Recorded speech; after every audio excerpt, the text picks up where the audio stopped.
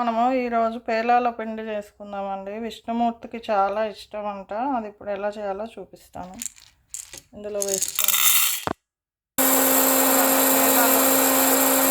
సౌండ్కి వినపడట్లేదేమో, పేలాలని తయారైపోయింది. ఇప్పుడు మనం ఒక మిక్సీ జార్ తీసుకొని దాంట్లో కొంచెం బెల్లం అండి, బెల్లం వేసుకొని ముందు ఒకసారి గ్రైండ్ చేసుకోండి.